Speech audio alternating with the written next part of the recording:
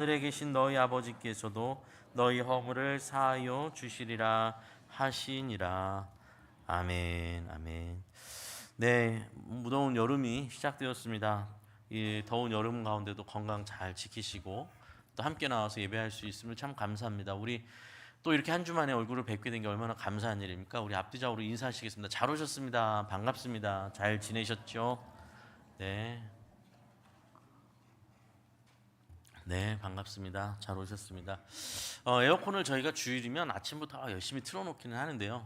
보시다시피 공간이 굉장히 넓고 뜨거운 날 같은 경우에는 아무리 에어컨을 틀어도 사실 또 부분적으로 더울 수밖에 없습니다. 특히 저 뒤에 있는 대형 에어컨이 소리가 시끄러워서 이제 이렇게 설교나 기도나 설교를 하게 되면 그때부터는 저길 끄거든요. 그래서 어쩔 수 없이 끄는데 그러다 보니까 아마 더우신 분들이 계실 텐데요. 요 양쪽에 있는 에어컨하고 저 끝에 있는 에어컨은 그래도 가동을 하니까 진짜 더우신 분들은 이렇게 에어컨 근처로 자리를 잡으시면 요 앞쪽 라인이나 그럼 아마도 조금 더위에서 어려움을 겪지 않으실 거라고 생각됩니다.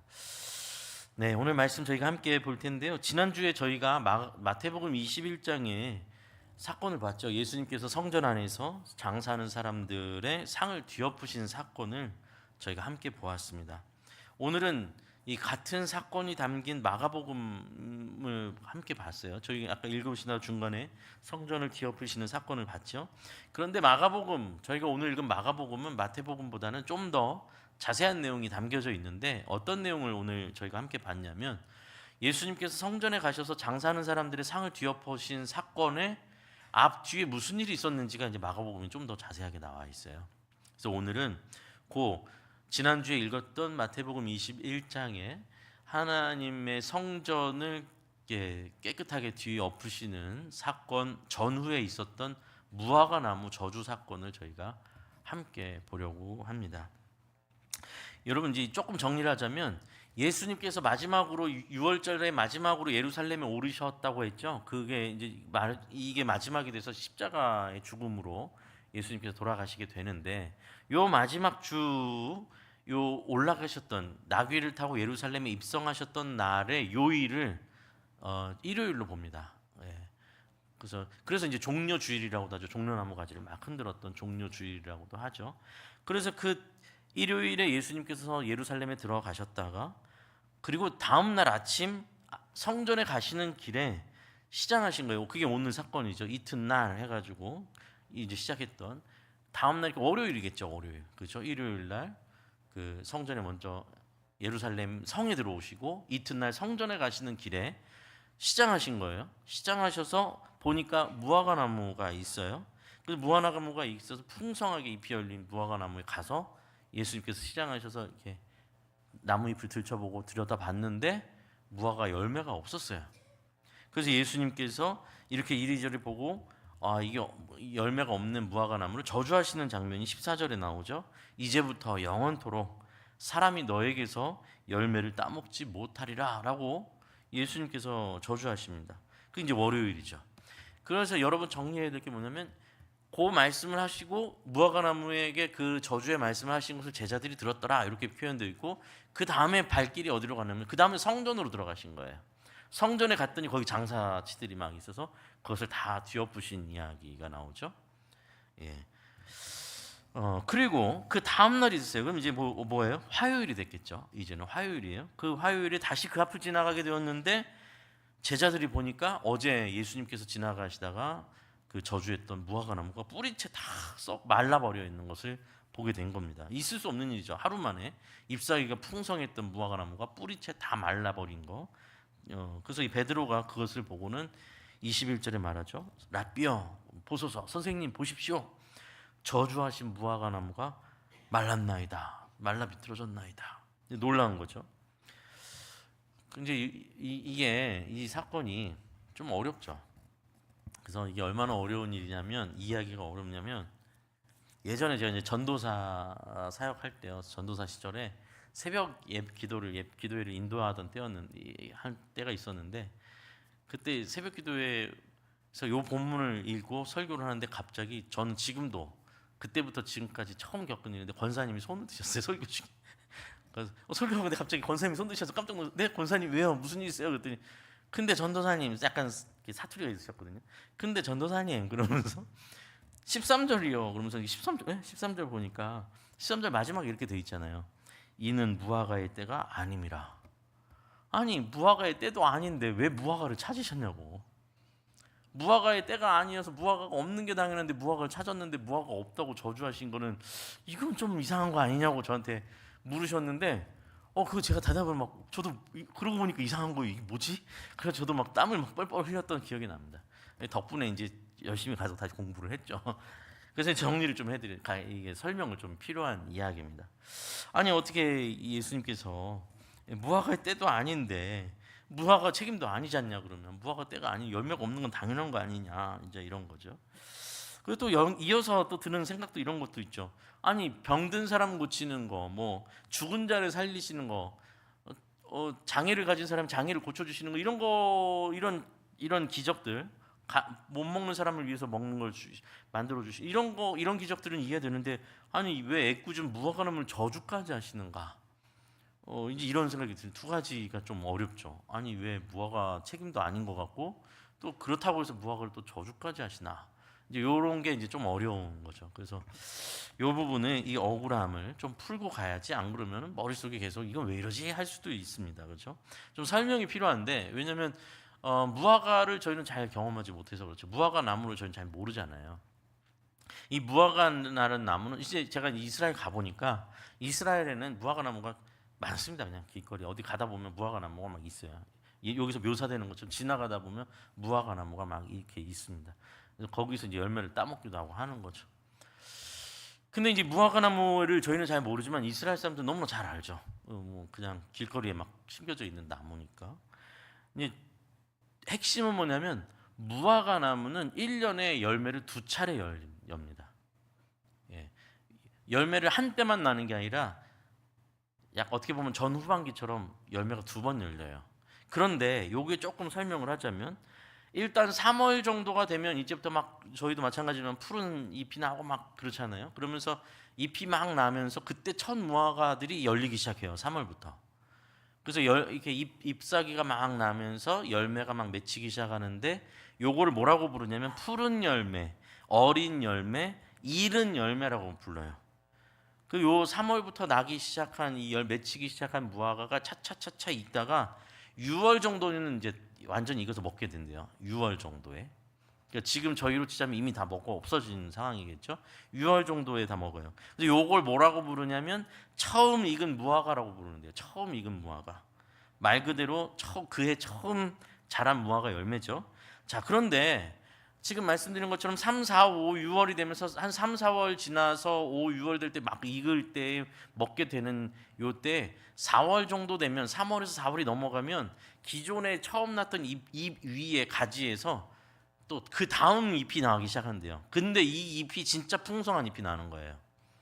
그러니까 처음 1차로 나는 잎과 열매는 그렇게 양이 많지 않은데 2차로 4월, 5월, 6월부터 막 나는 요 이파리들은 엄청 잎이 크고 풍성해지는데 그게 이제 위로 이렇게 쭉 자라니까 그늘을 만들 거 아니에요, 그렇죠? 그 그늘 아래에서 요 처음 났던 처음 익은 무화과 열매가 서서히 익기 시작한대요. 그래서 6월달에 먹게 되는 거죠.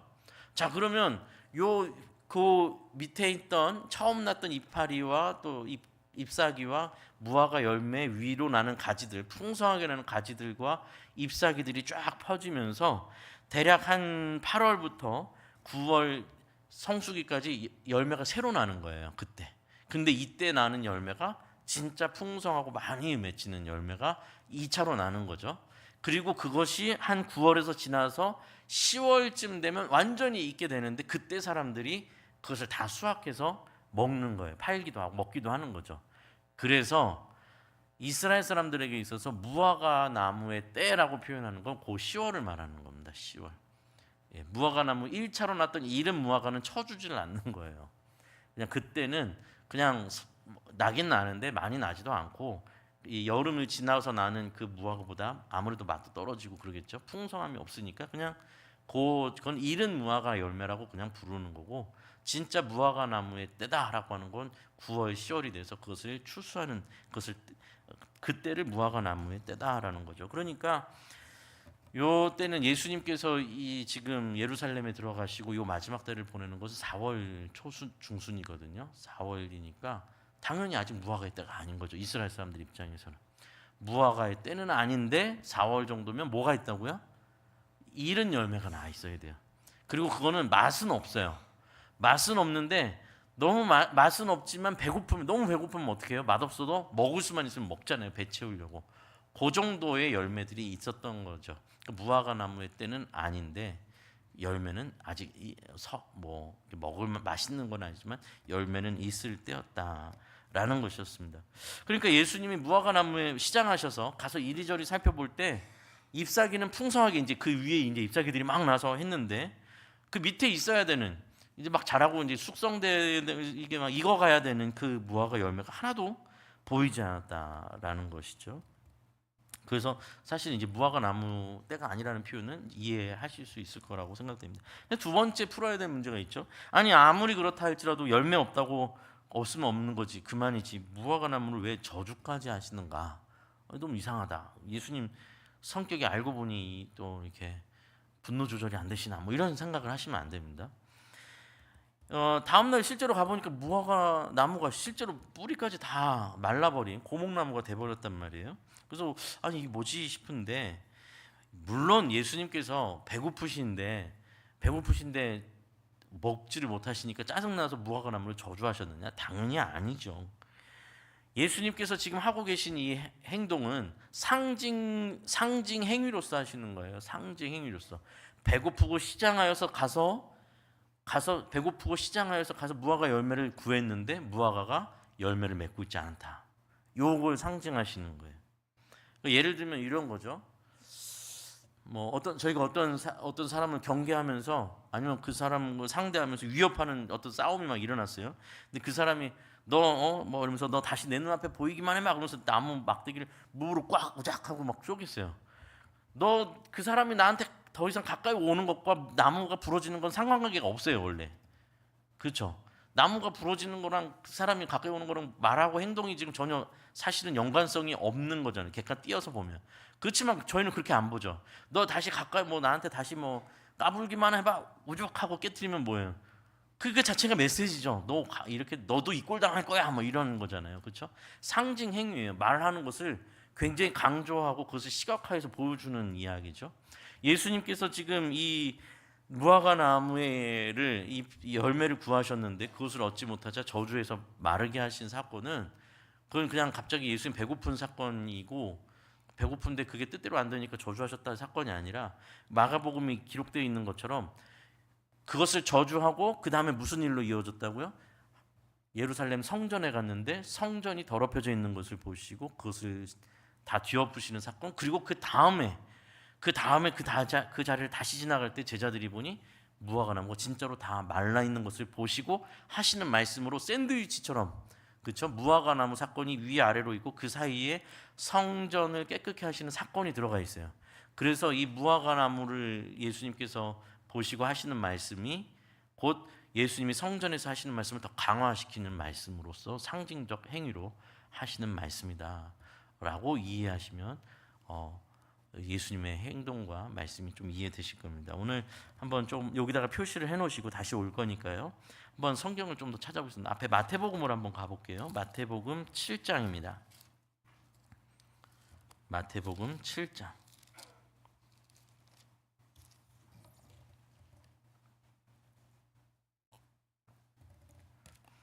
마태복음 7장으로 갑니다. 신약성경 10쪽입니다.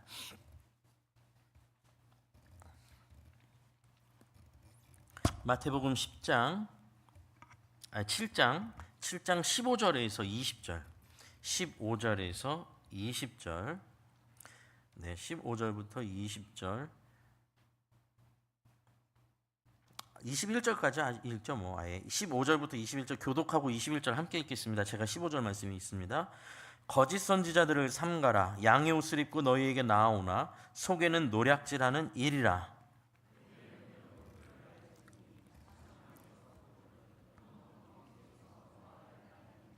이와 같이 좋은 나무마다 아름다운 열매를 맺고 못된 나무가 나쁜 열매를 맺나니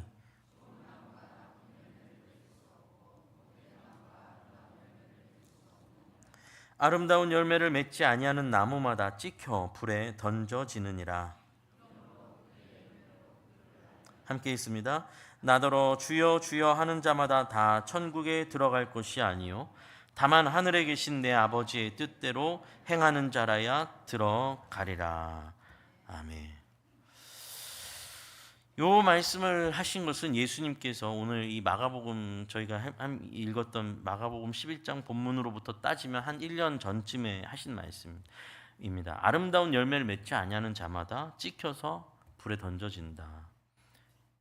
여러분, 아무리 잎이 무성하고 화려해도 과일 나무를 심는 이유는 과일을 생산하기 위해서죠. 그렇죠? 그 과일 나무의 목적과 생명은 열매에 있는 거예요. 과일 나무니까. 열매를 맺지 않는 나무는 결국 뭐예요? 땔감으로 불에 던져지는 것이 오히려 더 낫다, 마땅하다라는 말씀입니다. 우리가 아무리 겉으로는 틀림없는 기독교인이고 여기 예수님께서 말씀하시는 것처럼 주여 주여 아무리 외친다 할지라도 내가 믿는 사람이라고 자기 자신을 아무리 그렇게 선포하고 다닌다 할지라도 그의 열매를 볼 때, 그의 열매를 살펴볼 때 아무 열매를 맺지 못하는 자는 잎만 무성한 무화과 나무와 같은 것이죠. 좀 더 넓게 보자면 사실 겉만 번지르르한 오늘날 우리 사회 모습일 수도 있겠습니다. 더 좋은 집, 더 좋은 아파트, 더 좋은 차, 더 좋은 음식을 먹을 수 있는 그런 경제적으로 발전한 나라, 발전을 이룬다 할지라도 어떠한 환경이 좋아진다 할지라도 여러분이 살고 있는 우리 인생이 그렇게 단순하진 않지 않습니까? 그거 채워지니까 우리 인생 자체가 바뀌지는 않잖아요. 여러분 더 좋은 집, 내가 그렇게 가고 싶었던 좋은 집 이사 간다고 해서 내 존재가 막 바뀝니까? 착각이죠. 그 속에, 그 인생 속에, 그 삶 속에 하나님이 요구하시는 열매가 없으면 아무것도 아니다라는 겁니다. 교회도 마찬가지죠. 아무리 좋은 건물을 세워놓으면 뭐합니까? 또 아무리 많은 프로그램을 하고 있으면 뭐합니까? 뜨겁게 내가 찬양을 노래를 합니까? 찬양을 합니까? 봉사를 여러 가지 합니까? 그런데 그 속에 하나님이 원하시는 요구하시는 열매가 없다면 아무것도 아니다라는 겁니다. 이 부분에서 우리가 많이 착각을 합니다. 여러분 신앙의 열매라는 것이 신앙의 열매라는 무성한 잎과 열매를 잘 구분하셔야 되는데요. 신앙의 열매라는 것이 어떤 내가 행위로 하는 봉사가 다가 아닙니다. 내가 행위로 여기 마찬가지 여기서도 말해서 좋은 나무가 나쁜 열매를 맺을 수 없다. 열매가 맺히긴 맺히는데요. 나쁜 열매가 있어요. 그렇죠? 그러니까 열매라고 다 좋은 열매도 아닌 거예요. 독버섯도 있고 독과일도 있어요. 우리는 열매를 착각하는 것이 신앙의 열매라고 하는 것이 내가 하는 어떤 행위로만 생각하는데 그거는 나란 사람, 나란 존재에서 파생될 수밖에 없었던 열매인 거죠. 하나님이 요청하시는 열매는 뭐예요? 궁극적인 열매는 우리예요. 우리 자신이에요. 우리 자신이 어떤 열매가 되느냐예요. 그죠? 우리 자신이 결과물이에요. 그러면 여기서 오해하시고 헷갈리시면 안 됩니다. 내가 그러면 봉사하는 게 다 헛된 겁니까? 내가 새벽 예배도 열심히 나오고 있고 내가 찬양대도 섬기고 있고 교사로도 섬기는 게 이게 다 열매가 아닌 겁니까? 열매는 맞죠. 그런데 잘 기억하셔야 돼요. 우선순위를 잘 생각하셔야 됩니다. 내가 맺는 열매는 내가 좋은 열매로서 존재하게 될 때 일어나는 예를 들면 이런 거죠. 내가 좋은 과일이 되면 좋은 향이 날 것이고 좋은 맛이 날 거예요. 그렇게 부수적으로 당연히 일어나는 현상으로 나오는 것이어야지. 실제로는 썩은 사과인데요. 실제로는 썩은 사과인데 나란 존재가 썩은 사과인데 거기다가 심지어 그런 데도 있어요. 예전에 제가 중국에 살 때요. 좀 요즘은 안 그럴 거라고 생각하는데 과일에다가 색을 칠해서 판 적이 있었어요. 맛있어 보이게 하려고. 과일에다가 과일 색을 입혀가지고 파는 거예요. 속이는 거죠. 그러니까 아무리 과일이 있는데 거기다가 색을 칠하고 향을 뿌려가지고 맛있는 사과향을 뿌리면 결과적으로 좋은 사과잖아요 라고 보일 수 있을지 모르나 근본적으로 쪼개보면 그 사과는 먹을 수 없는 사과잖아요. 우리가 어떤 신앙적인 행위를 열심히 하고 새벽 기도를 열심히 하고 내가 봉사를 한다 할지라도 그것이 하나님이 원하시는 열매로서의 내가 아니면 자기 의만 쌓고 있는 겁니다. 혹은 이런 경우가 많죠. 하나님께 뭔가를 청구하기 위해서 내가 먼저 투자를 하고 있는 거예요. 하나님, 제가 이렇게 봉사했는데 하나님 요 기도 제목 들어주실 거죠? 저는 너무 많이 봤어요. 열심히 가고 봉사를 하시고 열심히 막 해요. 근데 어느 날 또 열심히 사라졌어. 갑자기 사라졌어. 찾아가. 아니 어떻게 왜 갑자기 이렇게 열심히 섬기시고 이렇게 하는데 왜 갑자기 이렇게 그러세요? 그랬더니 내가 1년을 어떻게 했는지 아시죠, 목사님? 알죠. 근데 내가 연말에 있을 이걸 가지고 기도하면서 하나님한테 그렇게 열심히 했는데 하나님이 나를 버리셨다. 그거예요. 그 열심은 오히려 독이 되는 열심이에요. 나라는 존재가 하나님 앞에 하나님과의 관계가 바로 세워지고 내가 은혜를 입으면 그 은혜와 기쁨이 넘치면 그것을 가지고 자연스럽게 섬기게 되는 거예요. 내가 할 일을 찾게 되고 그리고 그 일을 하는 데 있어서 보상 심리가 없어지는 거예요. 내가 이걸 할 수 있는 게 기쁨인 거예요.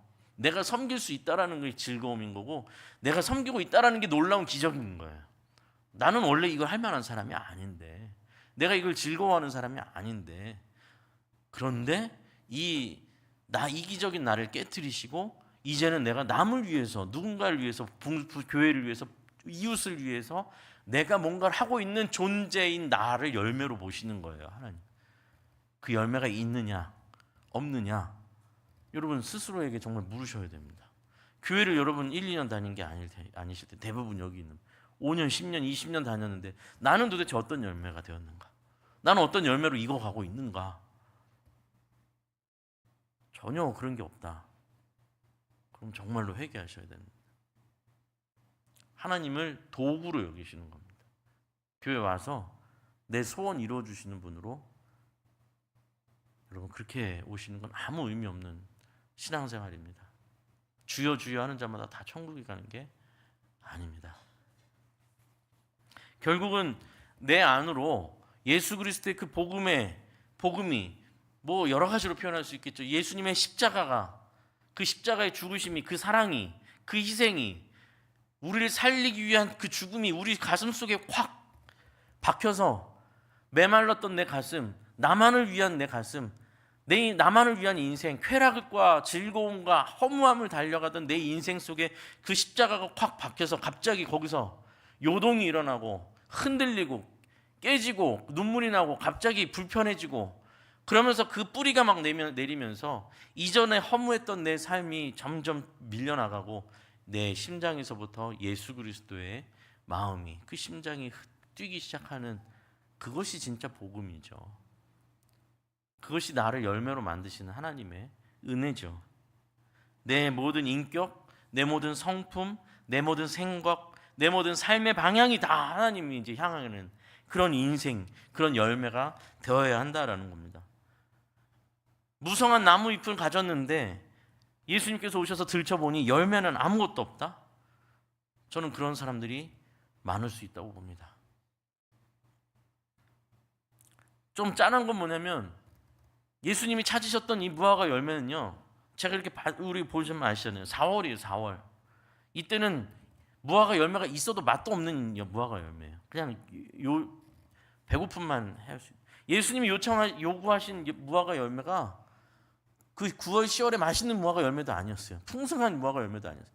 그냥 먹을 수만 있는 거라도 예수님 찾으셨는데 그것조차 없었다라는 거예요. 그리고 예수님께서 성전에 가셨더니 성전에서 장사를 하고 있잖아요.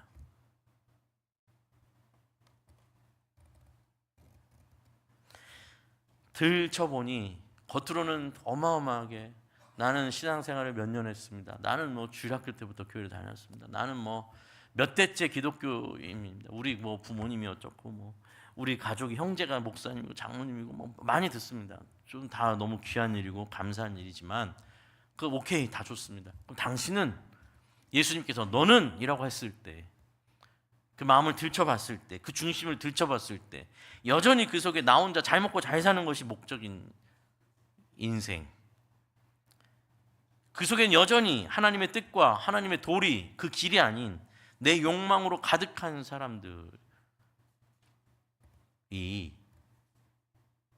있다면 그들에게 무슨 은혜가 있겠습니까? 당시 이스라엘이 그랬던 거죠. 온갖 율법과 종교적인 행위들은 가득했어요. 당시에 여러분 계속 저희가 이 사복음서 읽어보면서 봤잖아요.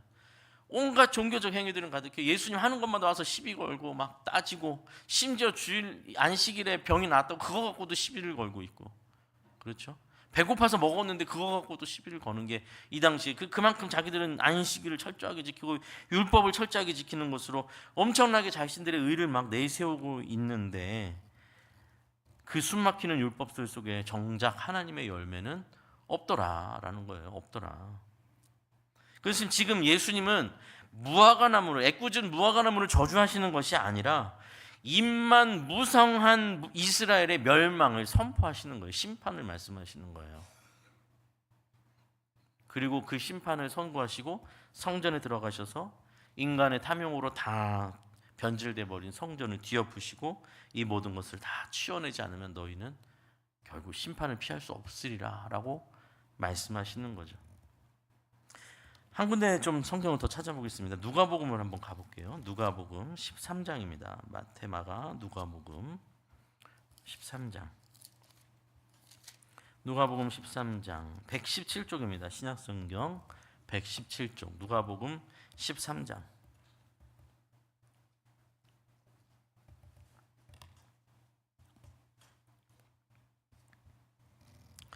누가복음 13장 6절에서 9절 말씀.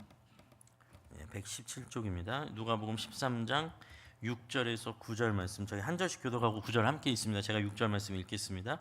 이에 비유로 말씀하시되 한 사람이 포도원에 무화과나무를 심은 것이 있더니 와서 그 열매를 구하였으나 얻지 못한지라.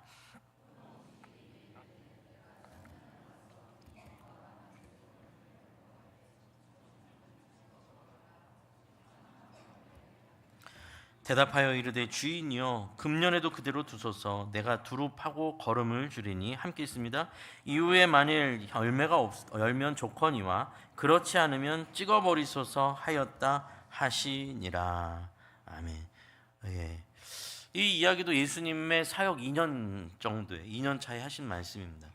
열매를 맺지 못하는 나무를 무제한으로 내버려 둘 수 없다는 말씀이죠. 이 주인이 포도원에다가 무화과나무를 하나 심었는데 3년이 지나도록 열매가 계속 안 맺히지 않으니까 포도원 지기를 불러서 말하죠.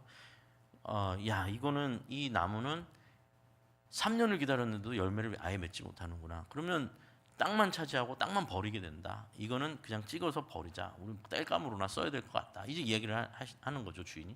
그러자 포도원 지기가 한번 간청을 하죠. 주인님, 올해 한 번만 더 봐주시죠. 제가 특별히 더 신경을 써서 땅을 파고 거름도 좀 주고 한번 해보겠나이다. 그런데 올해까지도 열매를 맺지 못하면 그때는 제가 생각해도 찍어서 버리는 게 맞는 것 같습니다. 예수님께서 비유하신 말씀이에요. 예수님께서 뭐예요? 똑같은 이야기죠. 근데 사실 예수님께서 오셔서 3년간의 공생의 이 사역을 하셨죠. 그리고 이 말씀을 하시고 1년 뒤가 정말로 또 오늘 저희가 읽었던 마가복음의 무화과 사건이에요. 또 공교롭게 그죠? 무화과 나무 비유를 드셨는데 예수님께서 오셔서 그렇게 말씀을 전하시고 예수님께서 오셔서 기적을 보여주시고 메시아이심을 막 드러냈지만 결국 뭐예요? 사람들은 받아들이지 않고 예수님을 십자가로 몰아냅니다. 그러니 그들에게 심판이 임하지 않을 수 없는 거죠. 그것을 예수님께서 비유로 말씀하신 거죠. 또 실제로 AD 70년이 되면 예수님 이후죠. 예수님 십자가 사건 이후로 대략 한 40년이 지난 40년 가까이 지난 그때에 AD 70년에 예수님께서 무화과나무가 뿌리부터 다 마르게 되리라 저주하신 대로 된 것처럼 예루살렘이 로마의 공격에 의해서 완전히 예루살렘 성이 둘러싸이고 무너지게 됩니다. 성전도 완전히 다 무너지게 됩니다. 그리고 유대인들은 다 쫓겨나고 처참한 이스라엘의 핍박이 시작됩니다. 아마도 예수님의 제자들과 이 말씀들을 이제 보게 된 초대 그 성도들은 예수님께서 무화과 나무를 말씀하셨던 것이 그대로 우리에게 이루어졌구나 라고 아마 그때 더 깊은 이해로 나가지 않았겠는가 생각이 됩니다. 그리고 더 분명하게 깨달아지겠죠. 우리는 아브라함의 자손, 유대인으로서 하나님의 은혜를 받는 사람이라고 착각하고 있었는데 그런 게 아니었구나. 열매가 없다면 우리도 찍혀지는 거구나. 그리고 오히려 그 열매가 누구한테 일어나기 시작하죠? 초대교회 이방인들한테 일어나기 시작하죠. 지난주에 저희가 이방인의 뜻을 이야기했잖아요. 하나님의 구원이 온 열방을 향해서 펼쳐지는 것을 보게 되는 것이죠. 잎만 무성한 무화과 나무. 오늘 우리는 이 예수님의 엄중한 분노와 저주의 말씀이 혹시 우리를 향하고 있지 않는지 여러분 잘 돌아봐야 합니다. 온갖 기독교적인 옷을 입고 있으나 그것이 액세서리에 불과한, 가까이 가서 자세히 살펴보면 아무 열매 없는 그리스도인들, 열매가 아닌 그리스도인들, 자칭 그리스도인들, 그러나 하나님 앞에 좋은 열매가 아닌 그리스도인들. 여전히 세상의 기준이 내 기준이고 세상의 만족이 내 만족이고 세상적 욕망이 내 욕망이고 세상의 기쁨이 내 기쁨이라면 여러분, 전 진지하게 정말로 내 모습을 여러분 한번 돌아보셔야 됩니다. 정말 나는 정말 하나님의 백성인가? 사실 점검할 수 있는 포인트 참 많습니다. 여러분 한번 가만히 생각을 한번 가정에 돌아가셔서 생각해 보십시오. 내가 하나님으로 인하여서 기쁜 일이 최근에 뭐가 있었는가? 근데 여러분 여기서 꼭 물론 그게 잘못된 건 아니죠. 당연히 사업이 잘 됐고 이런 거 말고요. 그런 것도 당연히 그것도 아닌 건 아니지만 나란 존재는 어떤 열매가 됐는가? 나는 어떻게 변했는가? 내가 예수를 믿는 이 시간이 흘러가면서 나는 어떻게 익어가고 있는가? 여러분 한번 점검해 보세요. 어제 우리 교회에서 저희 교단 합신 노회, 저희 노회 경기 선호회인데 저희 노회의 목사 고시와 장로 고시를 저희 교회에서 치렀습니다. 그래서 감사하게 우리 안세종 강도사님이 또 피택된 우리 안수 집사님 세 분이 다 시험을 통과했습니다. 그래서 이제 가을 노회 때 강도사님 목사 안수를 받으실 거고 그 이후에 장로 임직식이 있을 거예요. 이게 시험을 또 준비하느라 참 스트레스도 많이 받고 어려우셨을 텐데 많이 축하해 주시고 감사해 주시면 좋을 것 같아요. 그러나 여러분, 이것은 시작이지 결과가 아닙니다. 그렇죠? 목사가 되는 것은 축하해야 될 일이고 굉장히 시험의 결과일지 모르겠으나 이제부터 진짜 또 무게를 짊어지게 되는 시간이 되는 거죠. 직분을 받는다라는 것은 결과가 아니라 시작을 위한 것이죠. 저희가 지금 직분자 교육을 매월 진행하고 있는데 우리 외부 강사를 불러서 세미나를 하기도 하고 있고 저도 강의를 하고 또 토론을 하고 또 책 읽기도 합니다. 이 목적과 방향이 뭐죠? 직분을 받는 게 목적입니까? 직분자를 세우는 게 목적입니까? 무성한 잎을 만드는 게 목적입니까? 아니죠. 진짜 목적은 열매에 있습니다. 열매. 직분을 받는 것까지는 잎사귀가 나는 거죠. 근데 그 직분을 받으니까 그 직분을 어떻게 감수해내고 감당하는가가 열매가 되겠죠. 그래서 저희가 지난달부터 2달에 걸쳐서 지금 세미나 할 때마다 종이를 드리고 조별로 모여서 이 내용을 우리가 지금 이야기하고 책 읽은 내용을 가지고 우리가 구체적으로 임직을 받게 되면 우리는 구체적으로 어떻게 할 것인가를 막 써서 내라고, 그리고 앞에 나와서 발표하시라고 했어요. 그래서 지금 저희가 직분자 교육하면 조별 모임 끝나고 나와서 우리는 책을 읽으면서 또 강의를 들으면서 이런 장로가 되겠다고 결심했습니다. 이런 안수 집사가 되기로 결심했습니다. 이렇게 하는 권사가 되기로 결심했습니다라고 발표를 하시고 그걸 추려가지고 왜 게시판에다 제가 붙여놨잖아요. 여러분 잘 보고 똑똑히 기억해 놓으십시오. 정말 그 말대로 하는지. 입만 무성해지면 무슨 의미가 있습니까? 우리 교회가 입만 무성하면 뭐 합니까? 성도만 많아지면 무슨 의미가 있어요? 여러분 진짜 성도만 많아지면 무슨 의미가 있어요? 참 신자가 있어야죠. 참 그리스도인들이 있어야죠. 소원빌로 오는 사람이 여기 100명, 1000명이 모인다고 그게 무슨 의미가 있겠어요? 진짜 예수 그리스도로 인해서 변화되는 사람들이 채워져야죠. 저는 그래서 급격하게 저도 부흥을 경험했던 세대 아니겠습니까? 저도 어렸을 때부터 교회 부흥하는 거 계속 경험하고 봤던 세대인데 지금은 이제 부흥의 시대라고 저희는 말하지 않죠. 한국 사회는. 그렇게 막 급속도로 막 부흥했던 것이 우르르 왔다 우르르 사라진 이 한국 사회를 보고 있지 않습니까? 남은 건 뭐예요? 기독교에 대한 혐오만 남았습니다.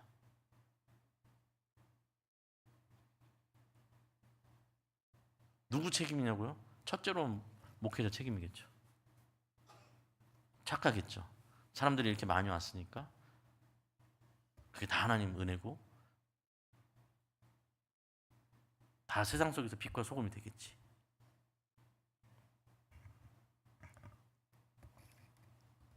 교회가 성장한다라는 것, 부흥한다라는 것, 성도가 많아지니까 우리 교회 좋은 교회, 시스템 막 갖추고 좋은 교회 건물 갖추고 그러니까 우리 교회는 좋은 교회.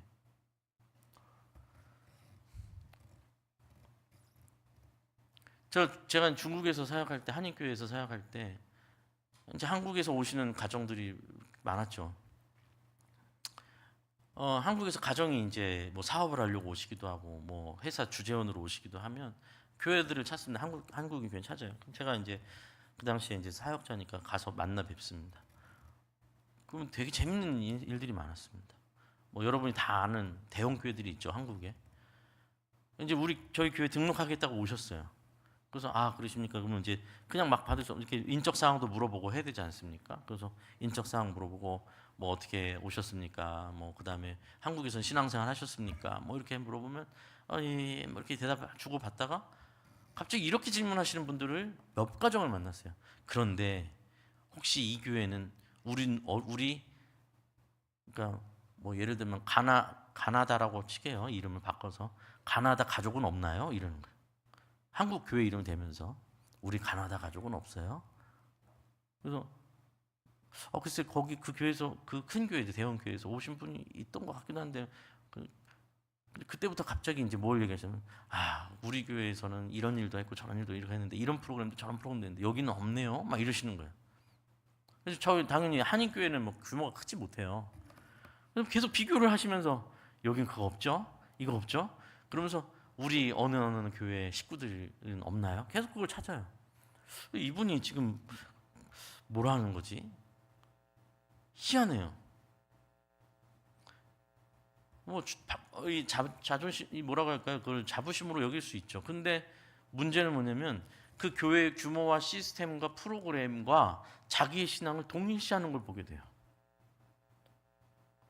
보통 신앙 안에서 정말 그런 화려하고 크고 뭔가 대단한 프로그램과 뭐 이런 거 있는 분 그런 것을 진짜로 유익하게 누린 분들은 그런 얘기 안 해요. 네. 그거 감사한 일이지만 그걸 왜 자랑해요? 갑자기 딴 교회 와가지고 그렇죠? 자기가 이제부터 다니는 교회에 와가지고 왜 그걸 자랑하고 있겠어요?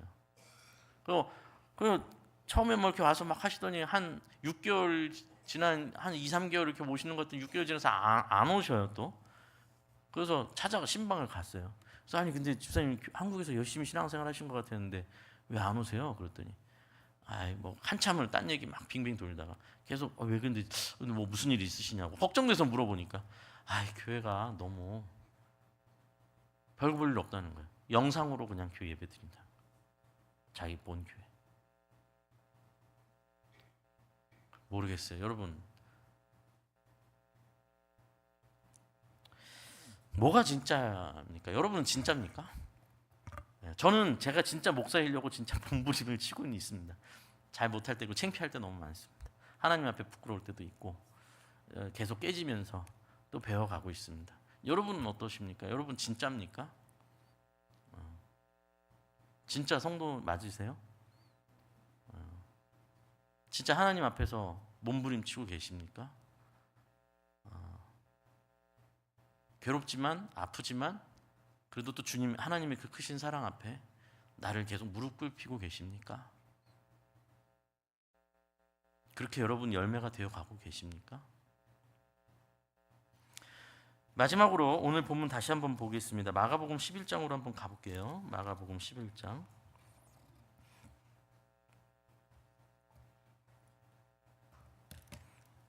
네, 11장 다시 펴시고, 예수님께서 성전에 가시는 길에 무화과나무를 열매를 찾으셨는데 없어서 저주를 하시고 성전에 가셨습니다. 그 성전을 다 뒤엎으셨어요. 그리고 그 하루가 또 지났습니다. 하루가 지나고 그 다음 이야기가 이제 또 이어지고 있죠. 그 다음 날 20절 보세요. 그들이 아침에 지나갈 때 무화과나무가 뿌리채 마른 것을 실제로 보게 돼요. 하루가 지난다 하는 만에 베드로가 생각이 나서 여짜오되 라삐요 선생님 보소서 저주하신 무화과나무가 말랐나이다. 그렇죠? 예수님께서 뭐라고 대답하시는가? 22절 보세요. 예수께서 그들에게 대답하여 이르시되 하나님을 믿으라. 내가 진실로 너희에게 이르노니 누구든지 이 산더러 들리어 바다에 던지리라 하며 그 말하는 것이 이루어질 줄을 믿고 마음에 의심하지 아니하면 그대로 되리라. 그러므로 내가 너희에게 말하노니 무엇이든지 기도하고 구하는 것은 받은 줄로 믿으라. 그리하면 너희에게 그대로 되리라. 엄청난 말씀을 주셨죠? 좋아하는 말씀이죠, 여러분. 우리 성도들, 저도 엄청 젊은 20대에 엄청 좋아했던 말씀입니다. 한편으로 저를 괴롭혔던 말씀이기도 했죠. 왜냐하면 분명히 예수님께서 약속하셨는데 믿고 기도하면 이루어진다고, 심지어 산을 들어서 저 바다에 던지면 바다에 던져진 정도의 일이 일어난다고 하나님 예수님께서 약속하셨는데 내가 기도하는 게 안 이루어지는 이유는 뭐예요? 그러면 결론은 내가 믿지 않아서구나. 내가 제대로 믿지 않았구나. 그러니 안 이루어지지. 내가 더 열심히 기도해야 되는데, 더 뜨겁게 기도해야 되는데 안 이루어지는구나. 이게 저를 엄청 괴롭혔습니다. 내가 믿음이 없는구나. 이 생각 자체가, 이렇게 이해하는, 이 말씀을 이해하는 것 자체가 사실은 열매 없는 무화과나무 같은 거예요. 잘 보세요. 예수님께서 이 말씀을 왜 하셨는가? 왜 이 말씀을 하시게 됐어요? 베드로가 말했잖아요. 예수님께서 저주하셨던 무화과나무가 진짜로 뿌리째 다 말라버렸습니다. 거기에 대한 대답을 하신 거잖아요. 그러면 예수님께서 하나님 믿어라. 뭐든지 믿음으로 하면 다 이루어지리라. 그러면 이 맥락상, 그러면 이 맥락을 안 보고 요것만 딱 잘라서 이건 믿음의 문제다라고만 하신다면, 그러면 이상한 말이 되죠. 무화과나무가 말랐습니다는 얘기했는데 나 하나님을 믿어라. 그 무슨 말이에요? 그러면 이거예요? 너도 저주하면 다 될 거야. 뭐 이거예요? 갑자기 앞뒤가 하나도 안 맞는 얘기가 돼버려요. 대화가 말이 안 되는 얘기가 됐잖아요. 그렇죠? 왜냐하면 우리가 여기서 말하는 예수님께서 말씀하시는 네가 하나님을 믿고 진실로 하나님을 믿고 의심하지 아니하면 무엇이든지 기도하는 그대로 받은 줄로 믿어라. 그러면 너에게 되리라라는 이 기도라는 틀 안에 우리가 뭘 자꾸 저부터 그랬던 거죠. 뭘 적용하냐면 내가 이루고 싶은 소원을 집어넣고 생각을 하니까 그런 거죠. 내가 이뤄야 될 소원이 있는데 그거를 하나님 앞에 내놓을 때 믿음으로 기도하면 된다. 요걸 기도의 내용으로 이해하고 있는 거예요. 예수님 하시는 말씀으로 이해하는 거예요. 그러니까 앞뒤가 안 맞죠. 그런데 이 말씀도 보세요. 24절 뒤에가 진짜죠. 25절 서서 기도할 때 아무에게나 혐의가 있거든 용서하라. 그리하여 하늘에 계신 너희 아버지께서도 너희 허물을 사하여 주시리라. 아니 갑자기 또 왜 용서? 그죠? 이게 따지고 보면, 안 따지면 안 이상한데 따지고 보면 베드로가 한 말과 예수님의 대답도 안 맞고 예수님의 말씀도 기도하면 다 이루어지리라 하시다가 갑자기 너한테 용서 받아야 될 사람이 너 용서해 줘라. 너가 용서해 주면 하나님께서도 아버지께서 너를 용서해 주시고, 갑자기 결론은 왜 이렇게 나는 거예요? 하나도 안 맞는 것 같죠. 하나도 안 맞는 게 아니라 우리가 삐뚤어지니까 그런 거죠. 예수님께서 말씀하시는 기도와 간구는 뭘 구하라는 겁니까? 뭘 기도하면 이루어진다는 거예요? 뭘 믿고 기도하라는 거예요? 하나님의 뜻이 이루어지는 걸 믿고 기도하라는 거죠. 하나님의 뜻이, 하나님의 의가 하나님의 공의가 이루어지고 하나님의 뜻대로 기도하는 것은 반드시 하나님께서 그것을 이루어 주시겠다. 여러분, 우리가 많이 좋아하는 성경 구절이죠. 구하라 찾을 것이요, 구하라 주실 것이요, 찾을 것이요, 문을 두드리라 그러면 너에게 열릴 것이니. 너무 좋아하는 말씀이죠. 저 또 이거 20대 때 저는 이거 가지고 그래 내가 안 되는 이유는 안 찾았고 안 구했고 문을 두들기지 않았어요. 열심히 두들겨. 제가 예전에 얘기했지만 제가 산에 가서 나무 뿌리 붙잡고 열심히 기도 많이 했거든요. 산기도 가가지고 나무 뿌리 이거 뽑으면, 신학교 졸업할 때까지 이거 뽑으면 내게 하나님께서 능력 주시겠지 생각하면서 나무부터 막 엄청나게 밤 새벽까지 막 철야기도 많이 했거든요. 그보다 중요한 게 있는 거죠. 그보다 더 중요한 게 있는 거예요. 하나님 뜻이 뭔지를 알아야죠. 하나님의 뜻이 이루어지는 걸 기도를 해야죠. 그 하나님의 뜻에 내 뜻을 맞춰야죠. 그것이 네가 하나님의 뜻을 때로 기도하고 네가 하나님의 뜻이 이루어지는 것을 바라고 하나님께서 원하시는 것을, 하나님께서 이루어지는 것을 원해서 그걸 가지고 기도하고 찾고 두들기고 구하면 그건 반드시 하나님께서 너에게 이루어 주실 것이다. 우리가 바라는 게 하나님이 원하는 거랑 별 관심이 없으니까 이게 앞뒤가 안 맞는 거예요. 내 소원을 추구라 비는데 소원이 안 이루어지니까 내가 부족하든 아니면 하나님이 무관심하든 둘 중에 하나가 되는 거예요. 예수님 뭘 말씀하세요? 이렇게 엄청난 말씀을, 산을 들어서 바다에 던지라면 바다에 그런 기적도 일어난다.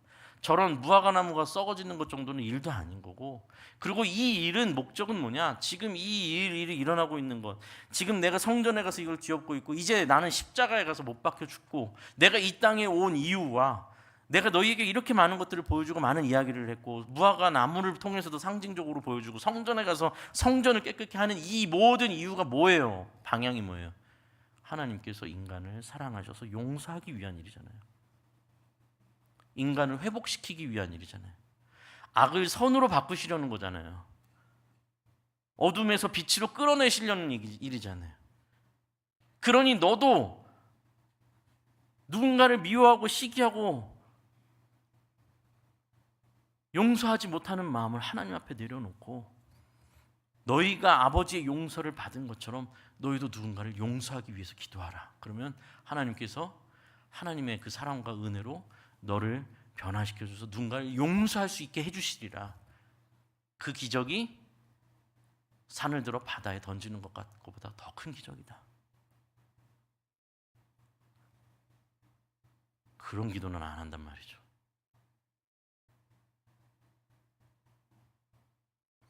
비록 겉으로 보기에는 전혀 화려해 보이지 않아도, 세상적으로는 성공한 것 같지 않아 보였어도, 비록 남보다 가진 것도 없고 뛰어난 것이 없어 보여도, 초라해 보일지라도 주님께서 오셔서 딱 너는 열매가 있니? 너는 어떤 열매니라고 딱 보실 때, 너는 그야말로 나에게 가장 귀한 열매구나 라고 흐뭇해 하시는 우리가 그런 열매가 되어야 되지 않겠습니까? 그렇죠? 우리 교회가 또 그런 교회가 되어야 되지 않겠습니까? 그렇죠? 겉으로 화려한 교회가 아니라 이 안을 들여다보실 때, 주님께서 이 예배를 받으실 때, 시흥평안교회는 사람들은 어떻게 볼지 모르겠지만 참 정말로 잘 익어가고 있는 교회다. 아름다워져 가고 있는 교회다. 각자 주님 앞에서 깨지고 부서지면서 성장하고 있는 교회다. 주님께서 그렇게 우리를 기뻐하시는 그런 귀한 교회가 되기를, 저와 여러분이 되시기를 간절히 소원하고 기도합니다. 우리 함께 일어서서 결단하며 찬양하고 기도하겠습니다. 하나님 아버지,